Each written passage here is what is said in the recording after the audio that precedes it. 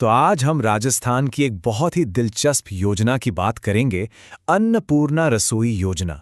अब ये सिर्फ कोई आम भोजन योजना नहीं थी, बल्कि ये तो एक चलता फिरता मिशन था, पहियों पर।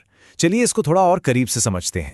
अच्छा, इस पूरी योजना की जो नींव है ना, वो इस एक लाइन में छुपी है। कोई भूखा नहीं रहे।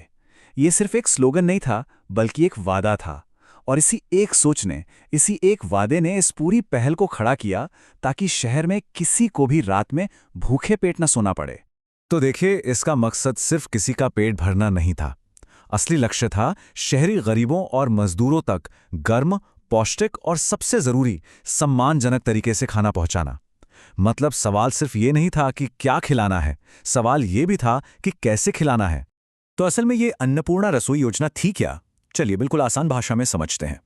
ये सरकार की एक ऐसी पहल थी जो शहरी इलाकों में लोगों को बहुत ही सस्ती दरों पर बढ़िया क्वालिटी का, पौष्टिक और एकदम साफ सुथरा खाना मुहैया कराती थी। मतलब मकसद ये था कि पैसे की कमी की वजह से कोई भी भूखा ना रहे। ठीक है, तो ये आइडिया तो बहुत अच्छा था, लेकिन सवाल यह है कि ये जमीन पर काम कैसे करता था। तो चलिए अब जरा इसके काम करने के तरीके को देखते हैं। मतलब ये पहियों पर रसोई वाला जो कॉन्सेप्ट है, ये हकीकत में कैसे काम कर रहा था। अब जरा इस योजना की रफ्तार पर गौर कीजिए। दिसंबर 2016 में ये सिर्फ 12 शहरों में 80 वैन्स के साथ शुरू हुई थी, और सिर्फ 8 महीने बाद अगस्त 2017 तक पूरे राज्य में 500 वैन का टारगेट रखा गया। इससे साफ पता चलता है कि सरकार कितनी तेजी से इसे हर जरूरतमंद तक पहुंचाना चाहती थी। अब देखिए, इतना बड़ा काम कोई अकेला तो कर नहीं सकता, तो ये एक तरह की पार्टनरशिप थी। इसमें सरकार मतलब कि स्थानीय निकाय विभाग योजना बनाने और नियम तय करने का काम देख रही थी, और दूसरी तरफ थी जीवन संबल चैरिटेबल ट्रस्ट, जिसके ऊपर इसे जमीन पर चलाने की मतलब ऑपरेट करने की पूरी जिम्मेवारी थी। तो अब आते हैं सबसे जरूरी सवाल पर कि भाई इतने कम दाम में भरपेट खाना देना मुमकिन कैसे हुआ। चलिए अब इसके पीछे का जो पूरा हिसाब किताब है, जो नंबर्स हैं, उन्हें समझते हैं, क्योंकि इस योजना की कामयाबी का राज इसी में छिपा है। हाँ, यही सवाल तो हर किसी के दिमाग में था। मतलब एक पूरी थाली, और वो भी सिर्फ 8 रुपए में। ये सुनने में ही नामुमकिन सा लगता है ना? तो फिर इसका राज क्या था? इसका जवाब छिपा है खाने की असली लागत और जो कीमत एक आम नागरिक चुकाता था, उसके बीच के बहुत बड़े फर्क में।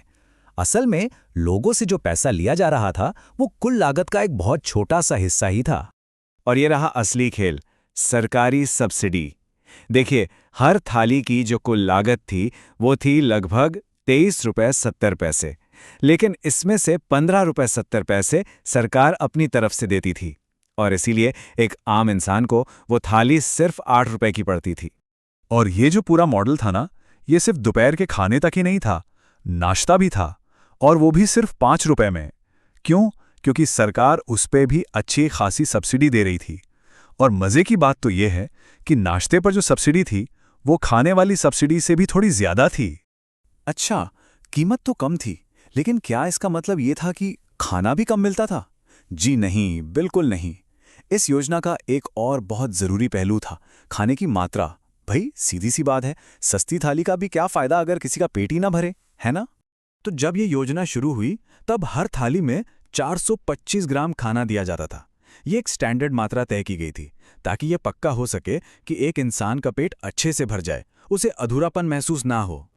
पर यह योजना यहीं पर रुकी नहीं। वक्त के साथ इसमें और सुधार किया गया, और खाने की मात्रा को 425 ग्राम से बढ़ाकर 450 ग्राम कर दिया गया। अब ये सुनने में शायद छोटा सा बदलाव लगे, पर यह दिखाता है कि ये स्कीम लोगों को बेहतर सर्विस देने के लिए लगातार खुद को बेहतर बना रही थी। तो जैसा कि हम देख सकते हैं, ये सुधार सिर्फ खाने की थाली में नहीं हुआ। नाश्ते की मात्रा भी 300 ग्राम से बढ़ाकर 350 ग्राम कर दी गई।